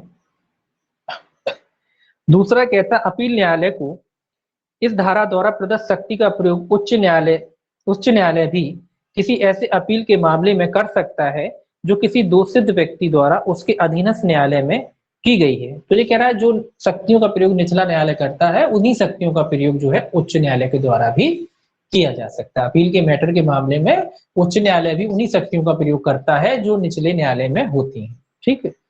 तीसरा कहता है क्या होता है, उच्च न्यायालय कोई अपनी प्रक्रिया तो है नहीं, तो उच्च न्यायालय वही प्रक्रिया अपनाता है जो नीचे के न्यायालयों की होती है। आपने सुना कभी कोई उच्च न्यायालय की हाईकोर्ट की कोई अलग से प्रक्रिया है? ये निचले न्यायालय की जो प्रोसीजर होता है उन्हीं को फॉलो करता है, वो कोई अलग से प्रोसीजर नहीं होता। तो इसीलिए लिखा है कि जो हाईकोर्ट है वो भी क्या है, अगर उच्च न्यायालय है तो वो भी क्या कर सकता है, उन शक्तियों का प्रयोग कर सकता है जो निचले न्यायालय द्वारा की जाती है। तीसरा कहता है जहां दोषित व्यक्ति ऐसे न्यायालय का जिसके द्वारा वह दोषित किया गया है यह समाधान कर देता है कि वह अपील प्रस्तुत करना चाहता है, वह न्यायालय, अगर कोई व्यक्ति जो है इसमें दोषित व्यक्ति ऐसे न्यायालय का समाधान करना चाहता है कि वो अपील करना चाहता है, उसमें 2-3 वजह हैं।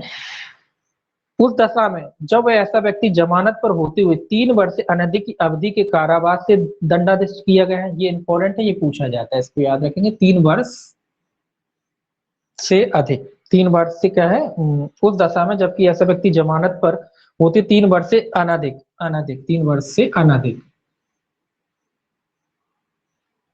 अनधिक अवधि के कारावास से दंडादेश किया गया। दूसरा, उस दशा में जब अपराध जिसके लिए ऐसा व्यक्ति दोषित किया गया है जमानती है और जमानत पर है, जमानती है,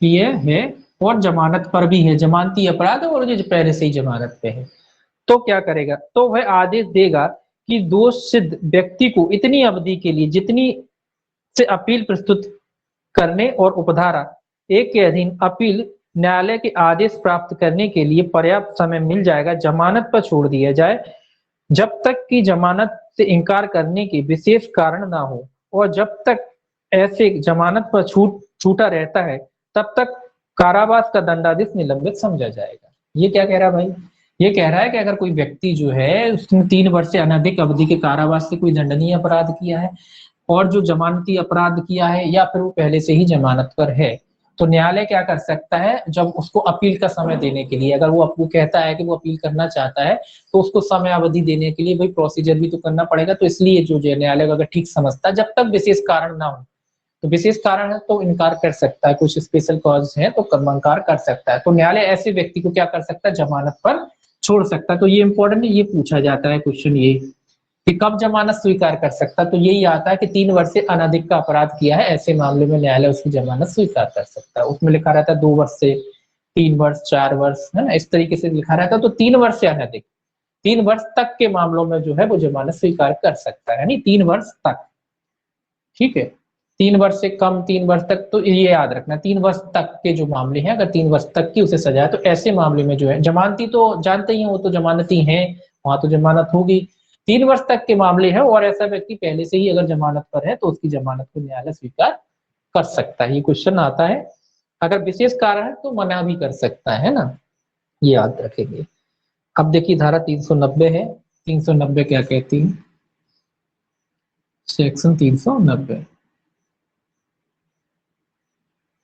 सेक्शन 390 कहता है दोष मुक्ति से अपील में अभियुक्त की गिरफ्तारी। ये गिरफ्तारी की बात कर रहा है कि दोष मुक्ति की जो अपील है उसमें अभियुक्त की गिरफ्तारी कैसे की जाएगी। देखिए इसको देख लें थोड़ा सा है। जब धारा 378 के अधीन अपील उपस्थित की जाती है तब उच्च न्यायालय वारंट जारी कर सकता है जिसमें यह निर्देश होगा कि अभियुक्त गिरफ्तार किया जाए और उसे उसके या किसी अधीनस्थ न्यायालय के समक्ष लाया जाए और वह न्यायालय जिसके समक्ष अभियुक्त लाया जाता है अपील का निपटारा होने तक उसे कारागार को सुपुर्द कर सकता है या उसकी जमानत ले सकता है। ये क्या कह रहा है, दोष मुक्ति से अपील अगर कोई व्यक्ति की जाती है तब न्यायालय धारा 378 के अधीन अपील उपस्थित की जाती है तब उच्च न्यायालय वारंट जारी कर सकता है जिससे यह निर्देश होगा कि अभियुक्त को गिरफ्तार किया जाए उसके समक्ष लाए। कुल मिला के वारंट इशू कर सकता है, उस व्यक्ति को अपने समक्ष बुला सकता है और कह सकता है कि जो व्यक्ति है न्यायालय के कुल मिला के समक्ष पेश किया जाए। उसके बाद वो क्या कर सकता है, उसके बाद वो तो या तो उसे कारागार में भेज सकता है या उसकी जमानत स्वीकार कर सकता है, दोनों ही कर सकता है ना, तो दोनों काम कर सकता है। कुल मिला के वारंट इशू करके क्या करेगा, उसको अपने समक्ष बुला सकता है। उसके अपने समक्ष बुलाने के बाद क्या करेगा, उसके तर्क सुनेगा, उसकी बातें सुनेगा, उसके बाद दो ही चीजें हैं, या तो उसको जेल में निरुद्ध करा सकता है, कारागार में निरुद्ध करा सकता है या फिर उसको जमानत दे सकता है, तो दोनों काम कर सकता है। तो कुल मिला के जब अपील होती है सबसे पहले तो न्यायालय वारंट ही जारी करता है, बुलाता है ना, बुलाता तो वही वाली बात है कि जब वारंट इशू हुए तो आपको बुलाएगा, सुनेगा, उसमें से फिर दो ही बातें होंगी, या तो आपको जमानत दे देगा या फिर आपको जेल भेज देगा, है ना, तो दो ही चीज कर सकता है। अब देखिए क्या कहता है 391, 391 कहता है अपील न्यायालय अतिरिक्त साक्ष्य ले सकेगा या उसके लिए जाने का निर्देश। तो अतिरिक्त साक्ष्य ये भी ले सकता है। अगर अपील न्यायालय है और उसको अपील न्यायालय अतिरिक्त साक्ष्य कब लेता है, जब लेता है जब उसे ये लगता है कि पिछला जो निचला जो न्यायालय था उसके समक्ष ऐसी परिस्थिति मतलब वो नहीं ले पाया है, या मान लो ऐसी उस समय वो साक्ष्य मौजूद नहीं था, आज है मौजूद, है ना, तो इस तरीके का अगर कोई साक्ष्य तो वो ले सकता है। इसी में वही बातें हैं। देखिए ये क्या कहता है, इस अध्याय के अधीन किसी अपील पर विचार करने में यदि अपील न्यायालय अतिरिक्त साक्ष्य आवश्यक समझता है तो वह अपने कारणों को अभिलिखित करेगा और ऐसा साक्ष्य या तो स्वयं ले सकता है या मजिस्ट्रेट द्वारा या अपील न्यायालय द्वारा उच्च न्यायालय या सेशन न्यायालय या मजिस्ट्रेट द्वारा लिए जाने का निर्देश दे सकता है। ये कह रहा है कि जब भी मजिस्ट्रेट को एक्स्ट्रा जो एविडेंस है वो ग्रहण करने के लिए अगर वो सोचता है तो वो एक्स्ट्रा एविडेंस ले सकता है, स्वयं ले सकता है, किसी सेशन न्यायालय से कह सकता है, किसी सेशन न्यायालय के अलावा अगर मुख्य न्यायिक मजिस्ट्रेट सीजीएम वगैरह है तो उनसे भी कह सकता है। कुल मिला के किसी से भी कह सकता है, जो भी निचले न्यायाधीश है उनसे भी कह सकता है, जहां से मैटर आया उनसे भी कह सकता है कि आप इस साक्ष्य को ग्रहण करें। स्वयं भी ग्रहण कर सकता है और उसके जो अधीनस्थ न्यायालय उनसे भी कह सकता है इस साक्ष्य को ग्रहण किया जाए। दूसरा कहता है जब अतिरिक्त साक्ष्य सेशन न्यायालय या मजिस्ट्रेट द्वारा ले लिया जाता है तब वह ऐसा साक्ष्य प्रमाणित करके अपील न्यायालय को भेजेगा और तब ऐसा न्यायालय अपील निपटाने के लिए अग्रसर होगा। ये कह रहा है कि अगर निचले न्यायालय ने जो है सेशन न्यायालय है और इसका आपका कहा था सेशन न्यायालय या मजिस्ट्रेट द्वारा लिए जाते हैं, कुछ मिला के जो निचले न्यायालय है उनके द्वारा अगर साक्ष्य लिए जाते हैं तो वो क्या करेंगे, उस साक्ष्य को ग्रहण करने के बाद उसको प्रमाणित करने के बाद उसको कहाँ भेज देंगे, अपील न्यायालय के पास भेज देंगे। प्रमाणित मतलब उसको ग्रहण कर लेंगे, ग्रहण करने के बाद उस पर अपने सील वगैरह लगाएंगे, देखेंगे हाँ कि बाकी में जो एविडेंस है सही है कि नहीं है, तो वो चेक थोड़ा बहुत रहता है ना, उसको चेक बैक करके क्या करेंगे, अपील न्यायालय में भेज देंगे। तीसरा, अभियुक्त या उसके प्लीडर को उस समय उपस्थित होने का अधिकार होगा जब अतिरिक्त साक्ष्य लिया जाता है। तो ये अभियुक्त का राइट है कि अगर कोई एक्स्ट्रा, देखिए अपील में नॉर्मली एक्स्ट्रा एविडेंस नहीं आता, लेकिन अगर एक्स्ट्रा एविडेंस न्यायालय स्वीकार कर रहा है तो ये अभियुक्त और उसके प्लीडर का राइट है कि जब भी एक्स्ट्रा एविडेंस न्यायालय लेगा अलग से तो उस एक्स्ट्रा एविडेंस के लेते समय जो अभियुक्त है या उसका प्लीडर है उसको उपस्थित होने का मतलब कार्रवाई में भाग लेने का अधिकार, पूरा अधिकार होगा। वो न्यायालय के समक्ष कार्रवाई में उपस्थित होगा जब भी उसके सामने जो एक्स्ट्रा एविडेंस ले रहा है न्यायालय अगर लेता है तो उसका राइट है कि वो कार्रवाई में उस समय भाग ले सकता है। चौथा कहता है इस धारा के अधीन साक्ष्य का लिया जाना अध्याय 23 के उपबंधों के अधीन होगा मानो वह कोई जांच हो। तो ये कह रहा है साक्ष्य ऐसे लिया जाएगा और ऐसे ही माना जाएगा जैसे कोई जांच की कार्रवाई चल रही है ना, जब एक्स्ट्रा एविडेंस लिया जाता है तो ऐसे ही माना जाएगा कि जैसे कोई जांच की कार्रवाई चल रही हो, ठीक है, जैसे जांच में होता है वैसे। जांच का मतलब जैसे जांच होता है जब ऊपर मामला जाता है तो निचले न्यायालय चेक वगैरह करता है कि मामला बनता है कि नहीं बनता है, तो उसी हिसाब से जो है साक्ष्य को ग्रहण किया जाएगा जैसे कि वो जांच की कार्रवाई हो। अब आगे देखिए 392 सेक्शन 392 क्या कहता है। 392 कहता है जहां अपील न्यायालय के न्यायाधीश राय के बारे में समान रूप से विभाजित है वहां प्रक्रिया, ये अपन पहले जो पढ़ चुके थे उसी तरीके का है, क्योंकि 392 के अनुसार निपटाया जाएगा, है ना, जो अपन मोटर व्हीकल में पढ़ा उसी तरीके का लगभग ये है, इसी के अनुसार निपटाया जाता है। ये कहता है जब इस अध्याय के अधीन अपील न्यायालय द्वारा उसके न्यायाधीशों के न्यायपीठ के समक्ष सुनी जाती है और वे राय में समान रूप से विभाजित हैं, तब अपील उनकी रायों सहित उसी न्यायालय के किसी अन्य न्यायाधीश के समक्ष रखी जाएगी और ऐसा न्यायाधीश ऐसी सुनवाई के पश्चात जैसा वह ठीक समझे अपनी राय देगा और निर्णय या आदेश ऐसी राय के अनुसार होगा। परंतु यदि न्यायपीठ गठित करने वाले न्यायालय में कोई न्यायाधीश या जहां अपील इस धारा के अधीन किसी अन्य न्यायाधीश के समक्ष रखी जाती है वहां वह न्यायाधीश अपेक्षा करे तो अपील न्यायालय न्यायाधीशों की बृहत्तर न्यायपीठ द्वारा पुनः सुनी जाएगी और विनिश्चय की जाएगी। ये वही बात है जो हम कह रहे हैं कि मान लो अगर न्यायपीठ द्वारा सुनी जाती है, ये देखिए राय की बात तभी आती है जब न्यायपीठ द्वारा सुनी जाए, मतलब एक या एक से दो या दो से अधिक जज होते हैं तब। तो ये वही बात है कि भाई ए और बी नाम के जज हैं, ये दो जजों की न्यायपीठ है, ये मामले को सुन रही है, अपील का निपटारा कर रही है। अब ये पक्ष में है और ये विरोध में है तो मतलब बट गया, है ना। अब कैसे फैसला हो, एक पक्ष में एक विपक्ष में, तो ऐसे मैटर में ये कह रहा है उसी न्यायालय का यानी वही अपील न्यायालय का कोई तीसरा जज होगा उसके पास मामला भेज दिया जाएगा और इसका जजमेंट मंगाया जाएगा। ये जो भी जजमेंट देगा उसके आधार पर फैसला हो जाएगा, या तो इसके हक में देगा तो 2-1 से हो जाएगा या इसके हक में देगा, है ना। तो फिर बैलेंस बन जाएगा 2-1 से, फिर क्या हो जाएगा जजमेंट हो जाएगा, या तो इसके पक्ष में देगा वो फैसला या इसके पक्ष में देगा, दोनों में से कोई भी देगा तो 2-1 से हो जाएगा। एक तो तरीका ये हो गया। दूसरा तरीका ये कह रहा है कि अगर दो ये लोग हैं ये इस बात पर सहमत होते हैं कि भैया जो जजमेंट हुआ है अभी तो दो पीठ है, बोले जो फुल बेंच के पास लगाया जाए, बोले इनमें अगर कोई डिसीजन नहीं हो पाया तो ये कह सकते हैं कि बड़ी बेंच, दीर्घ बेंच मतलब इससे बड़ी बेंच, 2 से ज्यादा न्यायाधीशों की बेंच होगी वो बड़ी हो जाएगी, 3 न्यायाधीश, 4 न्यायाधीश, 5 न्यायाधीश, कई न्यायाधीशों की हो सकती है। तो जितने न्यायाधीश हैं वो कह सकते हैं कि बड़ी बेंच में लगाया जाए, है ना। तो बड़ी बेंच में है तो स्वाभाविक सी बात है कि ज्यादा न्यायाधीश सुनेंगे, तो वो कह सकते हैं कि बड़ी बेंच में फैसला को जो जजमेंट हुआ उसको भेजा जाए। तो इस तरीके से अगर अन्य ये बात कब होगी, ये तब होगी जब अलग अलग न्यायालय की बात है, अलग नीचे जो न्यायालय था उनकी है, अलग अलग रायों में बटे हैं और उनमें फैसला है, तो बड़ी बेंच में भी उसे भेजा जा सकता है, उसका निपटारा किया जा सकता है। अभी 2 न्यायाधीश सुन रहे थे, फिर 3 सुन लेंगे, 4 सुन लेंगे, 5 सुन लेंगे, तो ऐसी बड़ी बेंच में भेजा, या फुल बेंच में अभी 2 बेंच है फिर उसके बाद फुली बेंच बोलते हैं तो फुल बेंच में उसको लगा देंगे। ठीक है, अब देखिए ये क्या कहता है 393 सेक्शन 393 ये क्या कहता है। ये कहता है अपील पर आदेशों और निर्णयों का अंतिम होना। ये तो आप जानते हैं कि जब अपील होती है तो जो आदेश वगैरह होगा वो कैसा होगा, अंतिम होगा। ये कह रहा है अपील में अपील न्यायालय द्वारा पारित निर्णय या आदेश धारा 377, 378, 384 की उपधारा 4 अध्याय 30 में उपबंधित दशाओं के सिवाय अंतिम होगी। कह रहे हैं इनको छोड़ दिए जाए क्योंकि इनकी जो अपीलें सुप्रीम कोर्ट में भी चली जाती है, तो इनको छोड़ के बाकी सब मामलों में जो है अपीलें क्या होंगी, परंतु अन्य जो मामले हैं उसमें क्या होंगी, अंतिम होंगी। सभी मामलों में क्या होंगी, अंतिम होंगी। उन मैटर में क्या है सुप्रीम कोर्ट में भी राइट है, आप जा सकते हैं। जैसे किसी को अब हाई कोर्ट ने फैसला बदल दिया, अपील में गए थे, निचले न्यायालय ने क्या किया था, आपको दोष मुक्त कर दिया था, हाई कोर्ट गए, हाई कोर्ट ने सजा टिका दी, बोले आजीवन कारावास दे रहे। तो ऐसे मामले में या मृत्यु दंड दे दिया, तो ऐसे मामले में क्या होता है सुप्रीम कोर्ट में आप जा सकते हैं। तो उसमें वो वाली बात छोड़ दी जाए तो बाकी सभी मैटरों में क्या होता है, जो अपील होती है वो क्या होती है, अंतिम होती है। परंतु लिखा है परंतु किसी मामले में दोष सिद्धि के विरुद्ध अपील का अंतिम निपटारा हो जाने पर भी अपील न्यायालय, ये कह रहा है अगर दोष सिद्धि का निपटारा हो गया, कौन से मामले में, दोष सिद्धि के विरुद्ध अपील का निपटारा हो गया तो अपील न्यायालय क्या कर सकता है। पहला ए है अंतिम निपटारे के बाद भी, ये कह रहा है धारा 378 के दिन दोष मुक्ति के विरुद्ध उसी मामले से पैदा होने वाली अपील को, ये कह रहा है दोष मुक्ति के आदेश के विरुद्ध अगर उसी मैटर से कोई मैटर पैदा होता है, कोई मामला पैदा होता है, कौन सा मामला, 378 वाला मामला है, 378 वाला मामला है, अगर उससे कोई मैटर पैदा होता है जब अपील की गई है।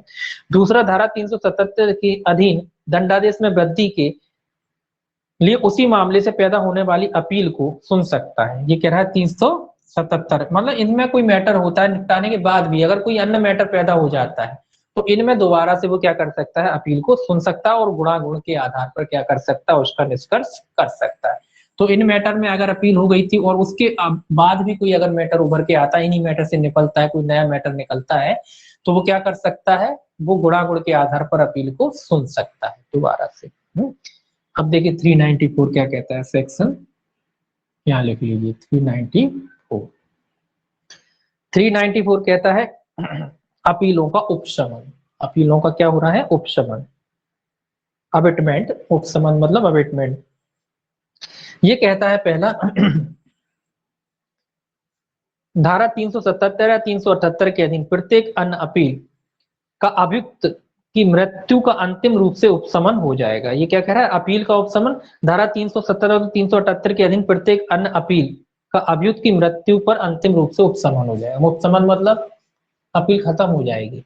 ये कह रहा है अगर कोई व्यक्ति जिसने अपील की थी, ये क्या कह रहा है 370 378 के अधीन प्रत्येक अन्य मामले में, कि प्रत्येक अन्य मामले में मतलब जिसने अपील करता था, जो अपील करता था, अब वही मर गया तो क्या होगा, अपील खत्म हो जाएगी, उपशमन हो जाएगा अपील का। अगर जो अपील करता था, जो मूल व्यक्ति था, वही खत्म हो जाए तो क्या होगा, अपील खुद ब खुद खत्म हो जाएगी, उसका उपशमन हो जाएगा, उसके बारे में कह रहा है। अगर मृत्यु हो जाती किसी व्यक्ति की, अपीलार्थी मान लो अपीलार्थी की मृत्यु हो गई है, तो क्या होगा, अपील का क्या हो जाएगा, उपशमन हो जाएगा। दूसरा कहता है इस अध्याय के अधीन जुर्माने के दंडादेश की अपील के सिवाय प्रत्येक अन्य अपील का अपीलार्थी की मृत्यु पर अंतिम रूप से उपशमन हो जाएगा। ये कह रहा है कि जुर्माने की अपील को छोड़ दिया जाए, क्योंकि जुर्माना तो मृत्यु के बाद भी वसूला जा सकता है। तो वो बात तो अलग है कि अगर कोई जुर्माने वाली अपील है, कोई ऐसा मैटर है जिसमें रकम के लिए अगर अपील की गई थी, तो वहां तो वसूली होगा, चाहे कोई मर भी जाए तो भी वसूला जा सकता है वो तो। लेकिन अन्य कोई भी अगर अपील है, उसके अलावा अन्य कोई अपील है, तो ऐसे में जो अपीलार्थी अगर वो मर जाता है तो अपील का क्या हो जाएगा, उपशमन हो जाएगा, अपील समाप्त हो जाएगी। अब कौन के विरुद्ध में जाएगा, जो था वही मर गया तो क्या होगा, उसी के बारे में कह रहा है। परंतु लिखा है, परंतु जहां अपील दोषसिद्धि और मृत्यु के कारावास के दंडादेश के विरुद्ध है और अपील के लंबित रहने के दौरान अपीलार्थी की मृत्यु हो जाती है, वहां उसका कोई भी निकट नातेदार अपीलार्थी की मृत्यु के 30 दिन के अंदर, ये इंपॉर्टेंट है, 30 दिन के अंतर्गत अपील को जारी रखने की इजाजत के लिए अपील न्यायालय में आवेदन कर सकता है, और यदि इजाजत दे दी जाती है तो अपील का उपशमन नहीं होगा यदि अपील दोषसिद्धि की और मृत्यु का कारावास के दंडादेश के विरुद्ध है। ये क्या है, ये कह रहा है मान लो दोषसिद्धि के विरुद्ध आपने अपील की थी, किसी व्यक्ति ने दोषसिद्धि के विरुद्ध अपील की थी, दोषसिद्धि मतलब उसे दंड दिया गया, उसे मान लो मृत्यु दंड दिया, उसे कोई सजा दे दी गई, इसके बारे में उसने जो है अपील की थी। अब ऐसे में क्या हुआ, वो अपील चालू थी और वो मर गया, बीच में अपील में मर गया, अपील के बीच में मर गया। तो ये कह रहा है उसके जो भी विधिक प्रतिनिधि हैं, अगर उनको लगता है कि भाई अपील को जारी रहना चाहिए, तो 30 दिन के भीतर, ये भी याद रखना कितने दिन के भीतर, 30 दिन के भीतर वो न्यायालय से अपील को चालू रखने के लिए आवेदन कर सकते हैं। अब ऐसा क्यों करा गया, जबकि जो व्यक्ति निर्दोष होता वो तो मर ही गया, मान लो जिसको दोष सिद्धि की गई थी, मान लो अपील न्यायालय उसको निर्दोष भी साबित कर दे, तो वो तो मर ही गया, तो क्यों ऐसा किया गया कि उनके जो विधिक प्रतिनिधि हैं वो चालू रख सकते हैं। ऐसा सम्मान के लिए किया गया है कि मान लो जिनके पिताजी थे इनको सजा टिका दी, अब पूरा समाज तो यही कहेगा ना कि जहाँ चोर है या इनने कोई अपराध किया है, या भाई बहन कोई भी हो इनका, तो आदमी समाज तो यही देखेगा कि ये अपराधी है, तो घर वाले चाहेंगे कि नहीं अपील में जाएं और वहां से निर्मुक्त, भले ही वो खत्म हो गए, लेकिन अगर अपील न्यायालय इनको दोष मुक्त कर देता है तो क्या होगा, तो इनका जो दाग लगा है, कहते हैं ना दाग, जो दाग लगा है वो समाप्त हो जाएगा, है ना।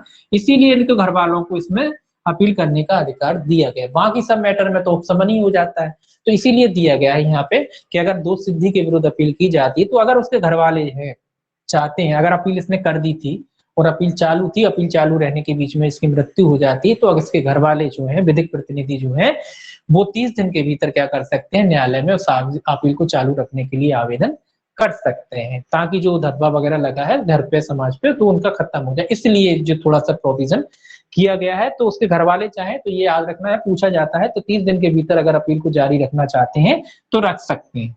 ये कौन से मामले में, जब दोष सिद्धि की अपील होती है, मतलब किसी व्यक्ति को निचले न्यायालय ने सजा दी है और उसके आदेश के खिलाफ वो व्यक्ति कहाँ जाता है, वो अपील करता है, तो इस मामले में जो है अपील हो सकती, मतलब अपील चालू रखी जा सकती है अगर घर वाले चाहती है तो।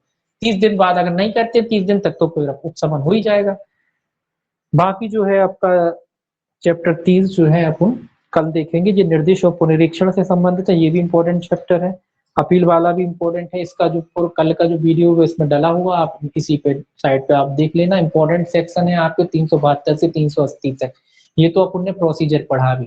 बाकी जो 380 तक जो सेक्शन है काफी इंपॉर्टेंट है ना, दोष सिद्धि की अपील, दोष मुक्ति की अपील, बहुत सारी चीजें हैं, तो वो सबसे ज्यादा इंपॉर्टेंट तो वही है। तो जो नीचे था तो अपील का चैप्टर तो लगभग पूरा ही इंपॉर्टेंट है, लेकिन ये जो अपीलें बताई गई हैं इसमें 372 से है शायद, 372 से 380 तक का जो है पूरा मोस्ट इंपॉर्टेंट है, बहुत ही ज्यादा। तो इसमें वीडियो डला हुआ, वो आप देख लेना उसका, है ना, क्या क्या है इसमें, तो उसको देख लेना, फिर कल आके अपन ये जो है पढ़ेंगे। चलिए ठीक है।